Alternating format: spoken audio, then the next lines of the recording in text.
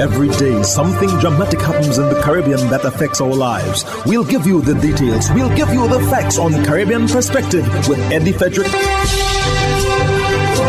Here's Eddie Frederick. So glad you can join us. A key suspect in the assassination of Haitian President Jovenel Moise was nabbed in Jamaica. This story takes the lead in today's edition of Caribbean Perspective for Tuesday, 26th October 2021. Details when we return. Hubbard's big promotion is back. Live free for 1 year. Spend $50 or more in any Hubbard's department and receive a chance to win big prizes every month. Property or vehicle insurance for 1 year. Free internet, cable and data for 1 year. Free fuel for 1 year. Free cooking gas for 1 year. Free electricity for 1 year. Free drinks for 1 year. Extra cash account and the big free groceries for 1 year. Promotion runs from April 1st to September 30th, 2021. Live free for 1 year with Hubbard's in association with Solgas, Flow, Grenadian General Insurance, Carib Brewery, Coca-Cola, Grenada Bottling Company, Grenelec, Communal Cooperative Credit Union, Dutch Lady Milk, Promo, Danny and Supreme. Terms and conditions apply.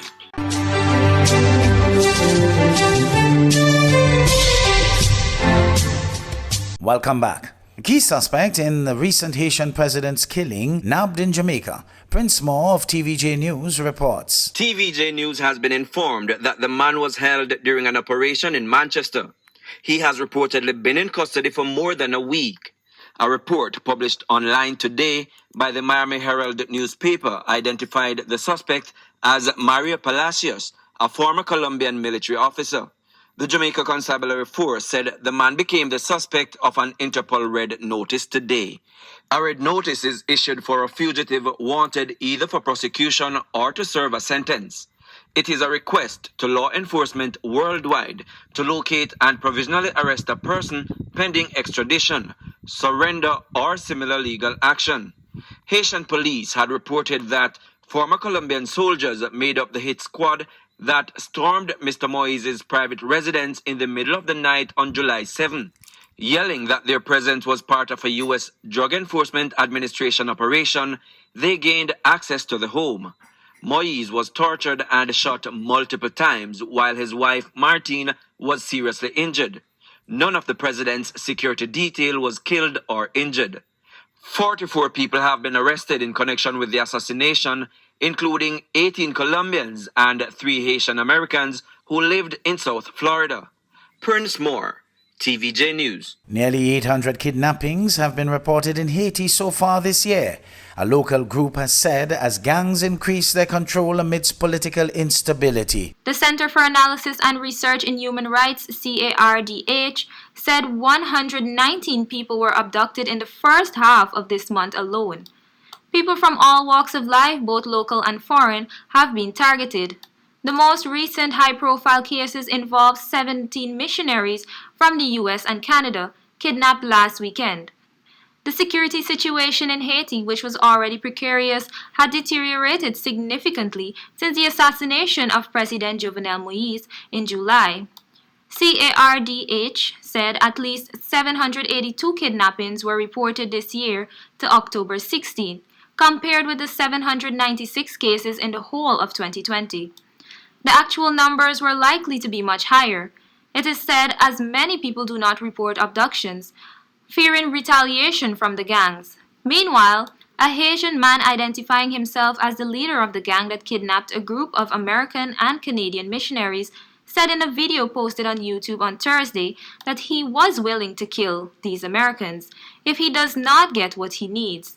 The 16 Americans and 1 Canadian, including 5 children, were on a trip organized by the Ohio-based Christian Aid Ministries. Jamaica's Prime Minister Andrew Holness is paying keen attention to lawsuits filed by 2 groups of employees challenging vaccine mandates at the workplace. O'Shane Masters of Television Jamaica News reports. All workers of AIC Jamaica and 5 CARMED employees are seeking to challenge the mandatory vaccine policy instituted by their workplaces. They are seeking injunctions to stop the companies from enforcing the policy, as well as declarations that constitutional rights have been breached or are about to be breached. Prime Minister Andrew Holness commented on the development during a vaccination mobilization tour in Clarendon on Thursday. I don't think it is in anyone's interest to have the government impeded in any way in managing the pandemic by having these matters litigated.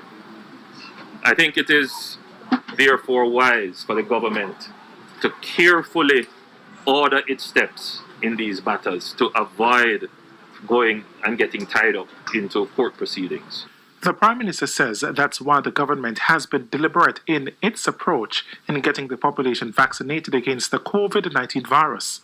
However, he says a global conversation has led local companies to go the route of mandatory vaccination. In a press conference, I was very clear to the public that the government was not considering mandates, especially in the sense that the public interprets mandates, which is compulsion, that somebody is going to come and drag you into a clinic and stick you in your arm. Mr. Holness says he has been touting differential treatment for those who have been vaccinated. The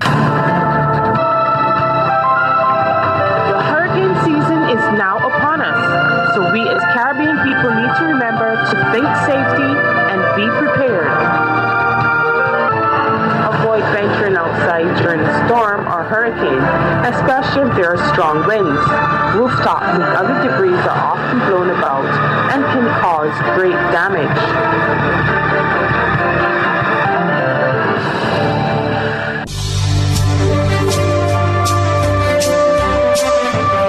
You're listening to Caribbean Perspective with Eddie Frederick.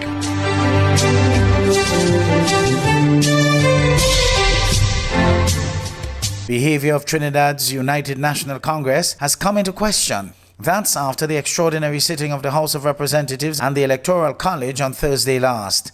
Political scientist Dr Vishnu Raghunath feels what played out in Parliament could have been expected to some extent. TV6's Alicia Boucher sat down with Dr. Raghunath for his analysis. What occurred on Thursday was unprecedented in several ways. It was the first time in the history of TNT that a motion was brought by the opposition to be put to a vote to establish a tribunal to investigate the conduct of the president seeking to remove her from office. The saga started in the House of Representatives as Speaker Bridget Anacet George attempted to read a statement clarifying why there would be no debate at the beginning of the process. She also went on to respond to a letter UNC leader Kamala Persad-Bissessar had written to her, questioning her impartiality and calling on her to recuse herself. Madam, looking for justification for why you are not recusing yourself.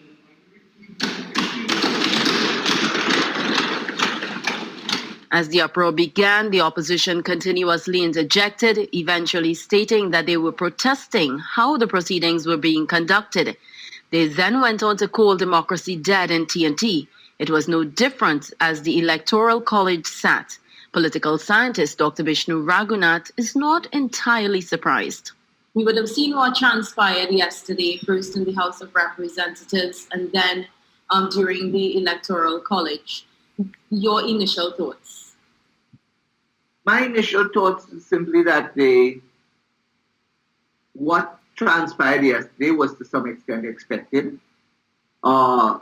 Yes, we did not expect it to degenerate to the level that it did, but it was expected in the cut and thrust of party politics in the parliament that behavior is always to be expected from sides that feel that they are not being able to get their way. And in fact, like I tell people, I said, if people understand why the speaker has a mace, the mace is really there in olden days to knock people into position and to keep them in line. So what we saw yesterday was simply taking it a step further than we have seen in Trinidad. We are accustomed to in Trinidad, but it was to be expected. Also to be expected yesterday was that the motion was going to be defeated. I think Kamala Persad-Bissessar expected that. The UNC expected that. The country expected that it was going to be defeated. What, however, I think the opposition would have liked was simply the opportunity to explain why they came with a such a motion. But no such opportunity was forthcoming, and Dr. Raghunath says the rules of Parliament would have been used to guide what could and could not be done. There was also the UNC's request to respond to the statement made by Aniset George under announcements by the Speaker, which was rejected. Do you think that the opposition leader should have been given a chance to respond to that? Well, again, Parliament makes its own rules. And for all intents and purposes, one of the rules I think according to the standing orders is simply announcements by the Speaker are not open for debate. On the issue of whether independent Senator Shirisi Prasad should have stated her interest and recused herself on the grounds that she's the sister of the immediate past chairman of the Police Service Commission, Bliss C. Prasad, Dr. Raghunath doesn't think there was need for it. And I should explain why. Simply because the motion had nothing to do with the Police Service Commission. The motion was challenging the procedures adopted by Her Excellency the President. Based on what you heard yesterday, Dr. Raghunath, do you think that the United National Congress put forward a substantive motion based on the particulars that you would have heard in that motion as to why a tribunal should be set up to investigate the president? Okay, so simply put, the answer to that question is no. Let me further expand on that. In the context in which the opposition put forward a motion, the motion was bare bones that they are calling for the tribunal to be set up on the basis that the president would have brought her office into hatred and disrepute and those sorts of things. What were the specific allegations that would have caused her or would have led to her bringing her office into disrepute or hatred or those sorts of things? Those were never stated in the motion. So as far as I'm concerned, the motion did not outline a case against the... St. Vincent and the Grenadines' Prime Minister Dr. Ralph Gonsalves has described as absolutely ridiculous a bill which the country received from the Caribbean Examination Council CXC for the country's late staging of the Cape and CSEC examinations this year. Speaking on his face-to-face program on Wednesday, Gonsalves said CXC sent a bill of BBD $516,000. Students in St. Vincent and the Grenadines had to write the exams a little later this year due to the eruption of the volcano in April. Gonsalves said he has received the documentation from the Minister of Education, Curtis King, and he intends to go through the entire auditing process. The Prime Minister said he had also contacted on Tuesday by telephone Professor Hilary Beckles, who has the chairmanship with CXC. Students in St. Vincent and the Grenadines will have access to their official results from CXC in the week commencing October 25th, according to a statement on CXC's official website. SVG's Education Media Unit posted on Wednesday that students will have access to their results on October 29th. Education officials in Antigua and Barbuda are responding to the significant decline in the average mathematics passes at the CSEC level. Shanakisha Francis of ABS News reports. The recently released CXC statistics has education officials concerned about the performance in mathematics. This year, the mathematics pass rate percentage significantly dropped, affecting overall average passes on the island. It is clear that we need to find a way to address that mathematics statistic, especially given the fact that it is one of those core areas that is required for matriculation into institutions of higher learning. 29.5% of candidates passed mathematics this year, as opposed to 44.5% of candidates seen in 2020 and 40% in both 2019 and 2018.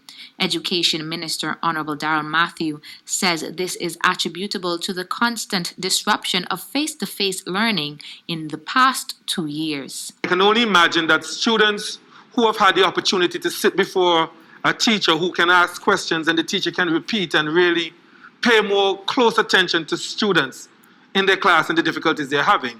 Without the opportunity to do so, it was clearly predictable that mathematics was going to plunge. Antigua and Barbuda had been steadily improving the pass rate for mathematics in the last 4 years, and although the stumble in 2021, Director for Education Claire Brown promises the country will return to previous levels in the subject. The problems in math are not like some microwave button that you just push and then all of a sudden everything has changed. It is going to take a little bit of time, and we will get back there. We will get back there. The effects of the COVID-19 pandemic have clearly affected students. However, education officials say once things normalize, the upward pass rate percentage trend should continue. Shanikisha Francis, ABS News. Did you know that your friends and family can now shop at the Food Fair from anywhere in the world, and you can receive here in Grenada? The Food Fair and GrenadaMarket.com now make it possible through secure online shopping and personalized customer service. Simply send your loved ones a list of your preferred items or let them fill an online basket, and the items will be available for pickup or delivery. Visit GrenadaMarket.com or thefoodfair.gd today for more details. The new norm. Spread the news.